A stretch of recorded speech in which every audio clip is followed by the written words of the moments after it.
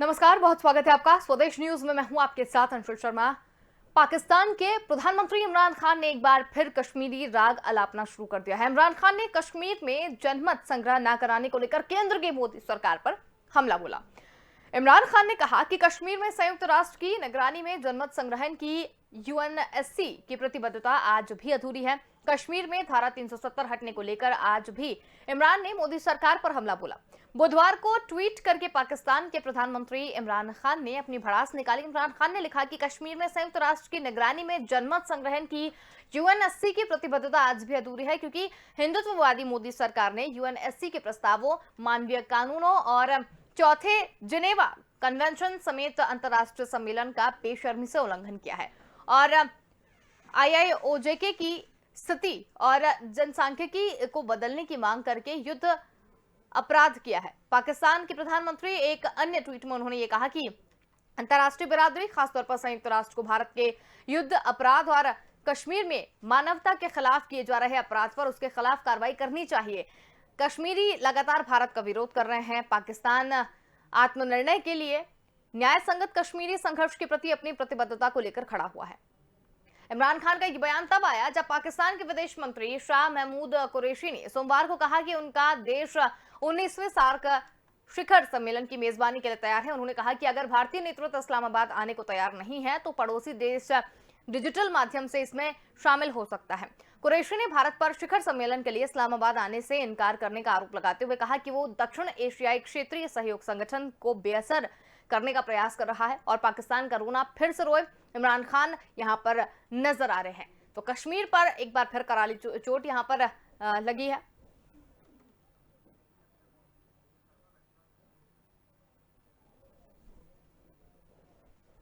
तो आज इसी पर हम बातचीत करेंगे। दोनों मेहमान हमसे जुड़ने शुरू हो गए हैं, जिसमें अमरदीप त्यागी रक्षा विशेषज्ञ हमारे साथ यहाँ पर जुड़े हुए हैं और सुमन शर्मा जी रक्षा विशेषज्ञ हमारे साथ यहाँ पर मौजूद हैं। आप दोनों का ही स्वागत है।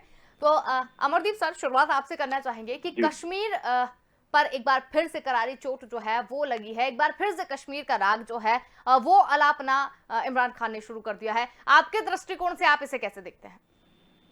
देखिए, एक बार तो इमरान खान से कोई पूछे कि वो कश्मीर के बारे में बोलने वाला कौन होता है। बिल्कुल, जो उल्लंघन कर रहा है यदि भारत, तो यूएनओ को करना चाहिए, यूएन सिक्योरिटी काउंसिल को ऑब्जेक्शन करना चाहिए।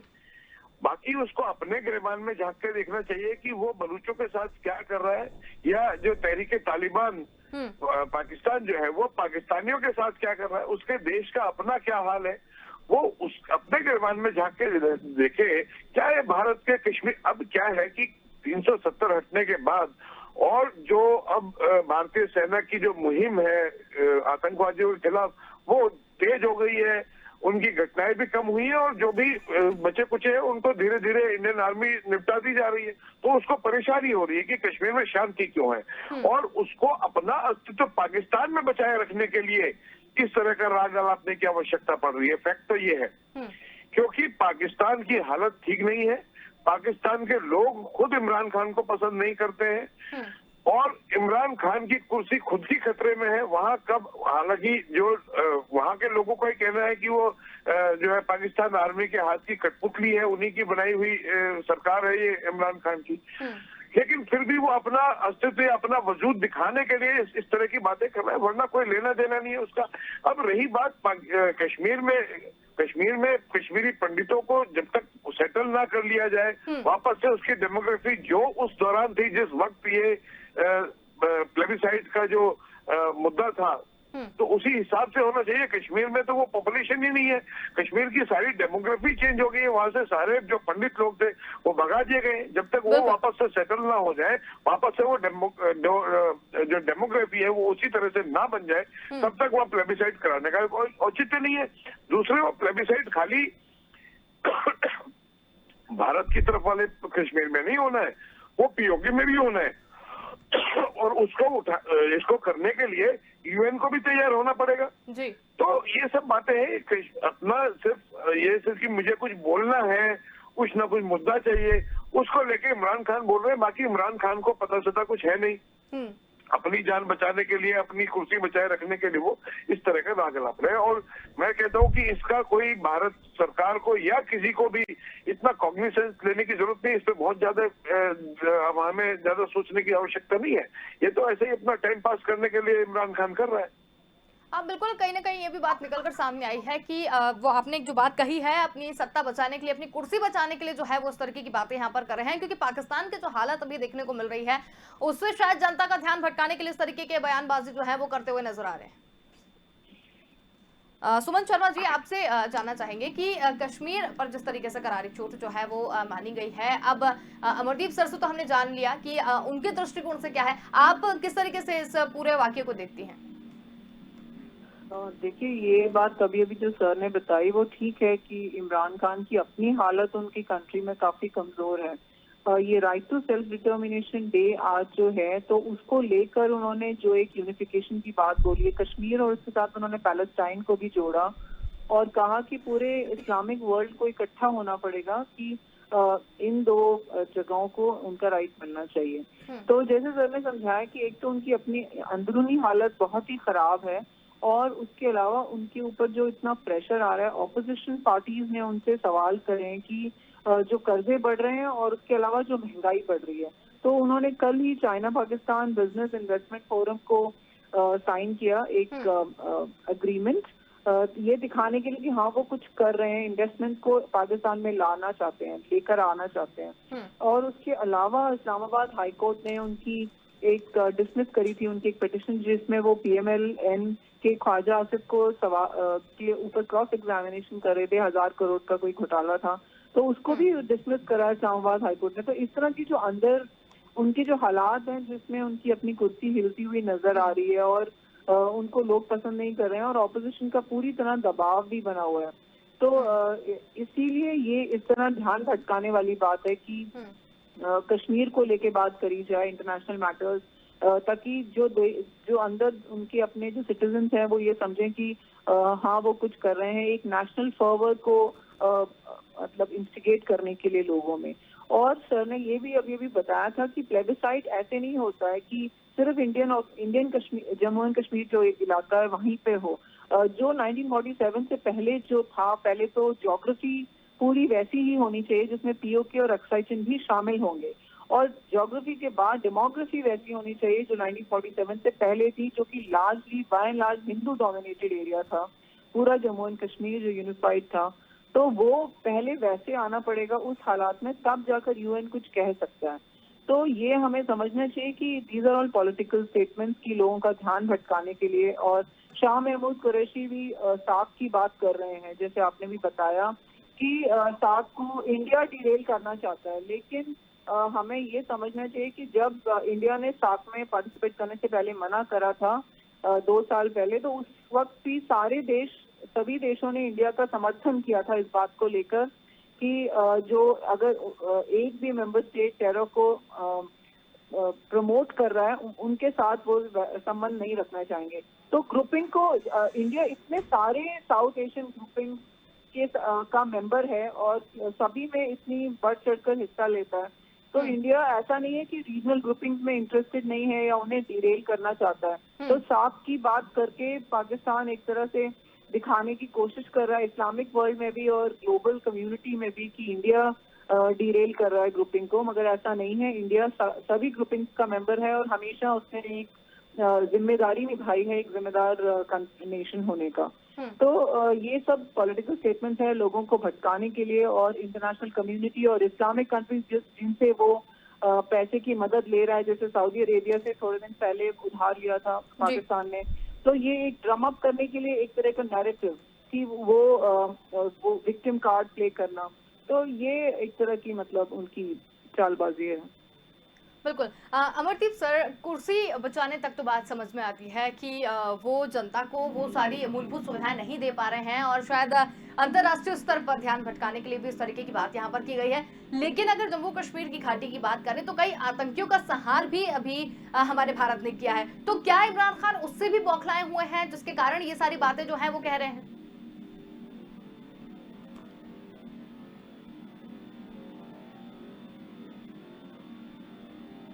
अमरदीप सर, हमारी आवाज पहुंच रही है आप तक? चलिए, लगता है हमारा संपर्क जो है वो तकनीकी खामी की वजह से टूट गया है। उनसे संपर्क साधने की कोशिश जो है वो करेंगे। सुमन शर्मा जी, आपसे ही जानना चाहेंगे, जम्मू कश्मीर में कई आतंकियों का संहार भी किया गया है भारत ने, तो क्या इमरान खान उससे बौखलाए हुए हैं, ये भी माना जा सकता नहीं, है? ये बात आपकी बिल्कुल ठीक है, क्योंकि हर रोज जिस तरह की जॉइंट टीम जो कि JNK पुलिस सीआरपीएफ और इंडियन आर्मी जिस तरह के ऑपरेशंस कैरी आउट कर रही है, बहुत बड़े पैमाने पर जो एक ऑपरेशन फ्लश आउट की शुरुआत की गई थी 2 साल पहले, वो बहुत ही कामयाबी से आगे बढ़ रहा है। और इसमें सारे जो टेररिस्ट हर रोज, आज भी जैश-ए-मोहम्मद के 3 टेररिस्ट को खत्म किया गया है पुलवामा में। तो ये हर रोज जो एक मुहिम चल रही है, ये बहुत ही कामयाब तरीके से चल रही है। और वहाँ पे एक शांति का माहौल, एक स्टेबिलिटी और एक प्रोग्रेस वाली बात देखी जा रही है। इंफ्रास्ट्रक्चर भी प्रोग्रेस में है। और 2019 में 5 अगस्त के बाद जो अनाउंसमेंट हुई थी उड़ान स्कीम में, जैसे 11 airports for Jammu and Kashmir और 2 मेरे ख्याल से लद्दाख में अनाउंस हुए थे। तो ये सारी जो चीजें हैं वो दिखाई देती हैं, जो POK में जो लोग रह रहे हैं वो, और इस तरफ जो इतना डेवलपमेंट हो रहा है और जो प्रोग्रेस हो रहा है, और एक जो स्टेबिलिटी और पीस आ रहा है Indian side of Jammu and Kashmir में। तो ये इन सब बातों से पाकिस्तान को काफी तकलीफ होती है कि क्योंकि दिखाने के लिए उनके पास कोई प्रोग्रेस नहीं है। POK में एक भी एयरपोर्ट नहीं है, वहाँ की सड़कें भी इतनी बुरी हालात में हैं, और वहाँ कोई अच्छा इंफ्रास्ट्रक्चर नहीं है हेल्थ और एजुकेशन को लेकर। तो वो क्या अपने लोगों को बोलेंगे और किस तरह वो यूनिफाइड कश्मीर की बात करेंगे, इसीलिए ये इस तरह का नैरेटिव बिल्डअप किया जाता है। बिल्कुल। सुमन शर्मा जी, इमरान खान ने एक बार ये भी कहा कि कश्मीर को लेकर संयुक्त राष्ट्र जो भारत के खिलाफ उसमें एक्शन ले रहा है, जो संयुक्त राष्ट्र है वो भारत के खिलाफ एक्शन ले रहा है, इसमें क्या कहना चाह रहे हैं वो?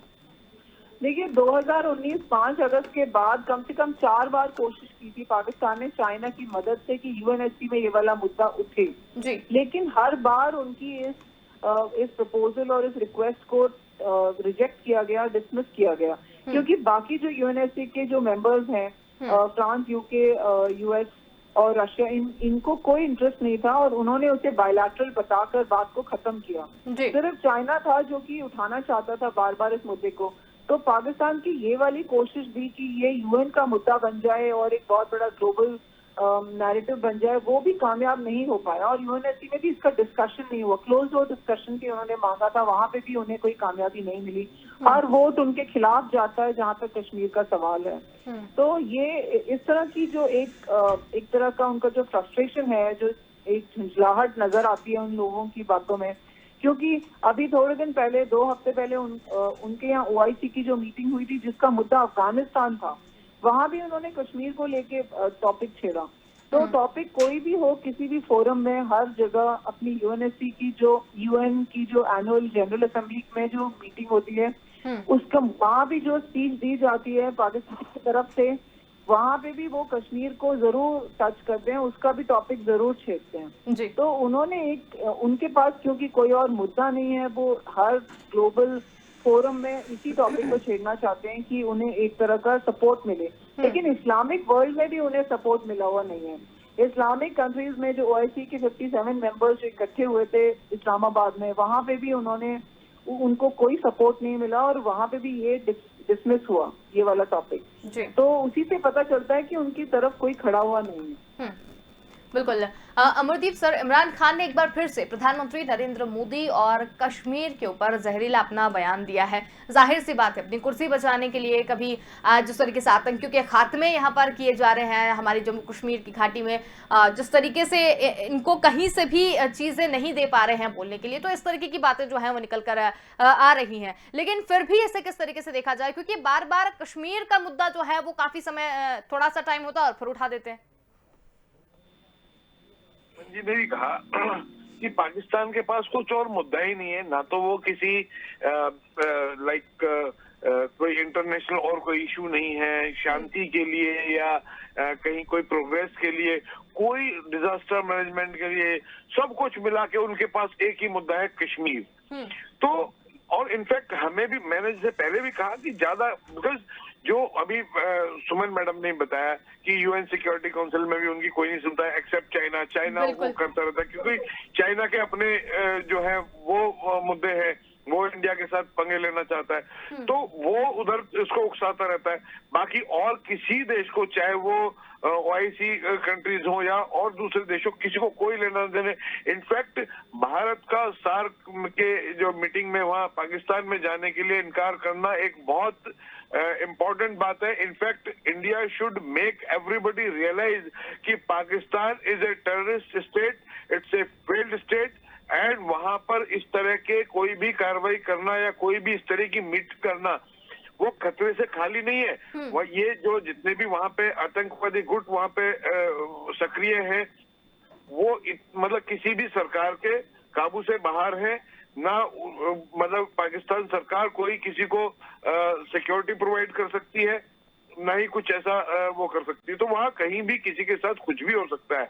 तो पाकिस्तान अपना बस वो बचाने के लिए, बेस बनाए रखने के लिए, अपनी आवाज सुनाने के लिए कि हाँ मैं भी हूँ इस दुनिया में, वो सिर्फ एक कश्मीर, क्योंकि कश्मीर के अलावा कुछ और बोल नहीं सकता और कश्मीर से उसका कोई लेना देना नहीं है। कश्मीर भारत का अभिन्न अंग है और यदि कश्मीरियों को कोई दिक्कत है या कश्मीरियों की यदि किसी समस्या का समाधान कोई कर सकता है तो वो भारत खुद कर सकता है और भारत उसमें लगा हुआ है। 370 हटने के बाद कश्मीर के लोगों की स्थिति में सुधार आया है, वहां पे आतंकवाद में कमी आई है। स्पेशली जो लद्दाख के लोग हैं, they are very happy. Jammu region के लोग हैं वो बहुत खुश है, सिवाय कुछ अलगाववादी जो कश्मीर वैली में बसते हैं उनको छोड़ के एवरीबडी इज हैप्पी। जो बॉर्डर के लोग हैं वो भी खुश है क्योंकि उनके सामने पाकिस्तान को जो है प्रॉपर रिप्लाई दिया जाता है और उनके लिए भी काफी सारी व्यवस्थाएं और काफी सारी जो सेंटर की पॉलिसीज हैं वो वहां पे एप्लीकेबल हो गई हैं और वो उन सब का फायदा उठा के अपने देश के साथ जो है प्रगति में शामिल हो रहे हैं। तो सब खुश है एक्सेप्ट पाकिस्तान, क्योंकि पाकिस्तान के पास कोई मुद्दा नहीं है, कोई लेना देना नहीं है, उसको और कुछ कहना ही नहीं है, सिर्फ बस नाम एक कश्मीर रटा हुआ है। अरे कश्मीर की समस्या सुधारनी है तो अपने जो पीओके में जो पाक ऑक्यूपाइड कश्मीर है उसकी समस्या सुधार लो, वहां के लोग परेशान है। बलूचिस्तान की समस्या है उसको सुधार लो। जो तहरीके तालिबान वहां पे उसके खुद के लोगों के ऊपर अत्याचार कर रहा है उनके ऊपर बोल लो। जो चाइना में जो मुसलमानों के साथ वहां पे हो रहा है उसके बारे में बोल के देखो। उसके पास और कुछ नहीं नजर आता, सिर्फ और सिर्फ बस कश्मीर एक नाम उसने रटा हुआ है कश्मीर, और वो नाम बस वो ले लेता है। तो इसको बहुत ज्यादा हमें किसी को भी, मतलब इनफैक्ट भारत सरकार को तो बहुत ज्यादा सोचने की आवश्यकता नहीं है कि ये क्या क्यों कह रहा है। इमरान खान को उसके देश में कोई नहीं सुनता है, इंटरनेशनल लेवल पे तो कोई सुनेगा उसको। तो कहने का तात्पर्य है कि India should resolve whatever matters are with Kashmiris, और कश्मीरियों को कुछ नहीं चाहिए, उनको भी जैसे जैसे प्रोग्रेस होगी, आतंकवाद जो ये फॉरेन स्पॉन्सर्ड आतंकवाद है जैसे जैसे खत्म होता जाएगा, वहां के लोग भी धीरे धीरे जो है मेन स्ट्रीम में शामिल होने लगेंगे और वहां पे भी शांति की बहाली हो जाएगी। लेकिन अमरदीप सर, जिस तरीके से देखा जाए, अगर एक नजर डाला जाए इमरान खान के बयानों पर, तो उन्होंने साफ तौर पर उन्होंने कहा कि कश्मीर में जनमत संग्रहण प्रतिबद्धता आज भी अधूरी है, संयुक्त राष्ट्र की निगरानी में ये जनमत संग्रहण होना चाहिए। तो क्या कहना चाह रहे हैं वो इसमें? देखिए ऐसा है, मैं आपको फैक्ट बताऊं हुआ क्या था। जब कश्मीर जब भारत और पाकिस्तान का बंटवारा हुआ और ये आजाद हुआ, तो उसी दौरान जो भारत की दूसरी स्टेट्स थी उन सबको इंडिया में मर्ज किया जा रहा था, जिसमें सरदार पटेल उसमें शामिल थे। जो कश्मीर के राजा थे Maharaja Hari Singh, initially he was little adamant कि नहीं, I want to keep this Kashmir independent. Later on he also got agreed, लेकिन जो शेख अब्दुल्ला थे, ये फारूक अब्दुल्ला के पिता और ये उमर अब्दुल्ला के दादा, वो नेहरू जी के साथ पता नहीं क्या उनका ऐसा प्रेम था कि एक तो नेहरू जी ने महाराजा हरि सिंह को फोर्स किया कि आप इन्हीं को फर्स्ट एकदम इमीडिएटली प्राइम मिनिस्टर बनाइए कश्मीर का, और उन्हीं के साथ ये सब तय किया गया कि हाँ ये प्लेबिसाइड जनमत संग्रह कराया जाएगा, ये सब कराया जाएगा। क्योंकि शेख अब्दुल्ला की जो पीछे पीछे चाल थी वो ये थी कि भी किसी भी तरह कश्मीर को आजाद एक देश बना लिया जाए और मैं वहां का जो है प्राइम मिनिस्टर बन जाऊं। इसीलिए उन्होंने पहले तो जम्मू कश्मीर के राजा के खिलाफ विद्रोह किया। इनफैक्ट ये जो लोग थे ये इन्होंने पूरा मतलब क्योंकि जम्मू कश्मीर की जो आर्मी थी वो 50% डोगरे और 50% मुस्लिम थे। जब पाकिस्तान से कबायलियों का और रजाकारों का हमला हुआ तो इन्होंने भड़का के सबोटाइज करके वो 50% मुस्लिम कश्मीरी जो थे वो सब इन कश्मीर जो रजाकार और कबायली थे इनके साथ मिलकर कश्मीरी जनता के ऊपर अत्याचार किया, यहाँ पे कत्लेआम किया और गवर्नमेंट को प्रेशराइज किया कि वो इंडिया के साथ एक्सेशन ट्रीटी साइन कर ले, क्योंकि जैसे ही वो एक्सेशन ट्रीटी साइन करेंगे उनके संबंध नेहरू जी से बढ़िया थे और नेहरू जी से अपने हिसाब से वो सारी ट्रीटी करेंगे और वो किया उन्होंने। प्लेबिसाइड का मसला रखा, धारा 370 लगवाई और सारे जितने भी अपने फेवर में पॉसिबल हो सकता था वो सब किया। तो असली मुद्दा तो ये था, लेकिन उसके बाद जो कश्मीर की जो हिंदू पॉपुलेशन थी उसके साथ जो किया और उनको जिस तरह भगाया, यदि ऐसी ही बात थी तो उस टाइम पे ही वो प्लेबिसाइड हो जाना चाहिए था। लेकिन जो भी कारण है, क्योंकि शांति की बहाली तो हो नहीं पाई थी उस टाइम पे भी, तो प्लेबिसाइड हो नहीं पाया। उसके बाद उन्होंने कश्मीर से बिल्कुल डेमोग्राफी को ही चेंज कर दिया। जब डेमोग्राफी चेंज हो गई और आधे से ज्यादा पाकिस्तान के पास कश्मीर का इलाका है, तो आप किस तरह इसको जन्म संग्रह को करा सकते हैं आज की डेट में? तो आज की डेट में तो जन्म संग्रह कराने की पॉसिबिलिटी ही नहीं है। यदि ये हो सकती थी तो उसी वक्त हो सकती थी, और उस वक्त भी जब पाकिस्तान और शेख अब्दुल्ला जो है इस इलाके में शांति बनाए। शांति तो रहने नहीं दी इन्होंने एक मिनट के लिए भी। इन्होंने पूरी प्लानिंग के साथ, तभी आप ये देखिए कितने लंबे समय के लिए शेख अब्दुल्ला को इवन कांग्रेस गवर्नमेंट ने भी जेल में रखा था, क्योंकि वो देशद्रोही का सारा जो प्लान था वो कश्मीर को किसी भी तरह भारत से काटने का उद्देश्य था उनका। और ये आज भी उसकी जो जनरेशन है, ये शेख अब्दुल्ला और मोहम्मद, इनका भी उद्देश्य यही है कि बाय एनी मीन्स वो चाहे कितने भी अपने रंग बदल ले, कितने भी अपनी आवाज को डिफरेंट आवाज में बना के देख ले, लेकिन अल्टीमेटली उनका जो फोकस है वो यही है कि किसी भी तरह भारत से कश्मीर को काट दिया जाए। और वो कभी आज की सरकार, आज की उसमें तो पॉसिबल ही नहीं है। इनका तो बिल्कुल ही खेल खत्म हो गया है। तो कहने का तात्पर्य है जनमत संग्रह की बात करना, जबकि जब 1947 में भारत सरकार ने ये वादा किया था कि जनमत संग्रह कराया जाएगा और अब तक नहीं कराया, तो अब तो पॉसिबल ही नहीं है। ये तब नहीं हुआ तो अब भी नहीं हो सकता। बिल्कुल। सुमन शर्मा जी, एक और बयान जो है उस पर आपकी टिप्पणी मैं जानना चाहूंगी कि जिस तरीके से यूएनएससी के प्रस्तावों का उल्लंघन मोदी कर रहे हैं, ये पाकिस्तान के प्रधानमंत्री इमरान खान यहाँ पर कह रहे हैं यूएनएससी के प्रस्तावों का उल्लंघन मोदी कर रहे हैं और हिंदुत्ववादी मोदी सरकार जो है वो मनमानी कर रही है। अब देश हमारा है, हिंदुत्ववादी है या नहीं है ये हम डिसाइड कर रहे हैं, और किस तरीके से मनमानी कर रहे हैं नहीं कर रहे हैं, लेकिन उसके बाद में भी इस तरीके की बातें जो है वो कर रहे हैं वहां बैठ के।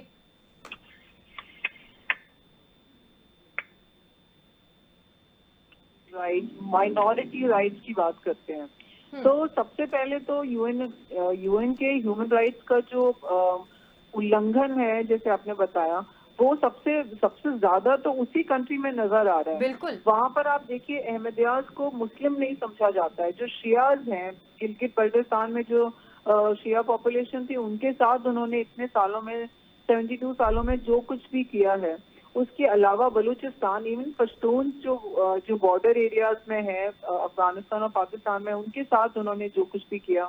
और अभी पिछले 2 सालों में सिख और हिंदू जो वहां से आ रहे हैं, आना चाहते हैं, या वहां जो लोग थे और हैं वहां के सिटीजन, उनके साथ जो उन्होंने अत्याचार किए हैं, तो वो इंडियन गवर्नमेंट के ऊपर उंगली उठाएं उससे पहले उनको अपना ट्रैक रिकॉर्ड देखना चाहिए। हमेशा हर बार वो ह्यूमन राइट्स की बात यूएन में करते हैं, लेकिन उनका जब एक एनुअल रिपोर्ट आती है यूएन ह्यूमन राइट्स की, उसमें सभी कंट्रीज के बारे में लिखा हुआ आता है और डिटेल में लिखा हुआ आता है। सबसे ज्यादा जो फ्लाउट करते हैं ह्यूमन राइट्स को, सबसे ज्यादा उसमें कंट्रीज इस्लामिक नेशंस होते हैं। और जैसे अभी सर ने भी बताया एक एग्जांपल, उइगर मुस्लिम जो शिनजांग में जो चाइना कर रहे हैं उनके साथ, उनके बारे में कभी भी पाकिस्तान या इमरान खान ने नहीं बोला। इनफैक्ट एक टीवी इंटरव्यू में इमरान खान ने यहाँ तक कहा कि उन्हें इसकी कोई नॉलेज नहीं है, जबकि पूरी दुनिया को इसकी नॉलेज है। तो ये एक तरह का डबल स्टैंडर्ड है, हिपोक्रेसी है, और ये सब पॉलिटिकल स्टेटमेंट्स हैं अपने आप को पावर में रखने के लिए। दूसरे पे उंगली उठाना आसान है, मगर उनका अपना ह्यूमन राइट्स ट्रैक रिकॉर्ड खराब है, दूसरे इस्लामिक नेशंस का ट्रैक रिकॉर्ड खराब है। ईरान के ऊपर इतने इल्जाम लगते हैं, आप एनुअल रिपोर्ट पढ़ के देखिए यूएन की ह्यूमन राइट्स की, उसमें ईरान का चैप्टर सबसे बड़ा होता है। बिल्कुल। तो ये वाले वो देश हैं जो दूसरों के बारे में कहते हैं जिनका अपना रिकॉर्ड बहुत ज्यादा खराब है। बिल्कुल। तो इन लोगों की बात को सीरियसली हमें नहीं लेना चाहिए। ह्यूमन राइट्स का रिकॉर्ड हमारी कंट्री में हमेशा ही अच्छा था और अब बहुत ही अच्छा है। बिल्कुल, बहुत ही अच्छी आपने बात यहाँ पर कही है। अमरदीप सर, इस पूरे वाक्य की अगर निष्कर्ष पर पहुंचे तो उससे यही है कि पाकिस्तान के प्रधानमंत्री ने जो भी कुछ कहा है, भारत को इतना सोचने की जरूरत नहीं है, इतनी चिंताजनक बात नहीं है। अंतिम टिप्पणी आपसे। देखिए, पाकिस्तान में जितना ह्यूमन राइट्स का उल्लंघन, वहाँ ह्यूमन राइट्स के नाम पे कुछ है ही नहीं। बिल्कुल। चाहे वो मतलब even some Muslims are also prosecuted by कट्टरपंथी लोग। उस तरह अब ये कश्मीर का राग बार बार आपते रहते हैं। मैं जो बार बार कह रहा हूँ, फिर से मैं यही दोहराता हूँ कि हमें इसको कॉग्निसेंस में लेने की आवश्यकता नहीं है। यस, हमें अपने तरीके से कश्मीर को मैटर को रिजॉल्व करना चाहिए, कश्मीरियों को वहां पे वापस बसाना चाहिए जो वहां से उखड़ गए हैं, और वहां पे उनका जो है ध्यान रखना चाहिए। बाकी रही पाकिस्तान की बात, let them very harp upon जो ये इमरान खान है वो अपनी कुर्सी बचाने में यदि सक्षम हो जाएगा ये सब कह के, तो well and good. Otherwise let him जो भी उसने अपनी कहानी सुनानी है उसको राम कहानी गाने देना चाहिए। बिल्कुल, बहुत ही अच्छी जानकारी आप दोनों ने यहाँ पर दी। समय निकालकर हमारे साथ चर्चा में शामिल हुए, बहुत धन्यवाद। तो हम यहाँ पर बात कर रहे थे, इमरान खान फिर से कश्मीर का राग जो है वो अलापने लगे हैं। मोदी सरकार के खिलाफ जहर भी उगला और जम्मू कश्मीर में कई आतंकियों के संहार के बाद ऐसा माना जा रहा है कि इमरान खान बौखला गए हैं और उस तरीके की बयानबाजी जो है वो कर रहे हैं। कश्मीर का मुद्दा सिर्फ उन्होंने इसलिए उठाया है क्योंकि उनके पास कोई मुद्दे नहीं है, अपनी सत्ता को बचानी है, अपनी कुर्सी को बचाना है, और वहां की आवाम जो है वो अब जिस तरीके से इमरान सरकार के ऊपर उंगली उठाने लगी है, तो उनका ध्यान कहीं ना कहीं भटकाने के लिए वो सिर्फ भारत के कश्मीर पर उंगली उठाते हैं। हालांकि उनके इस बयान से या पाकिस्तान से डरने की या चिंताजनक बात तो कोई निकल कर नहीं आई। फिलहाल के इतना ही। देखते रहिए स्वदेश न्यूज, क्योंकि सबसे पहले देश।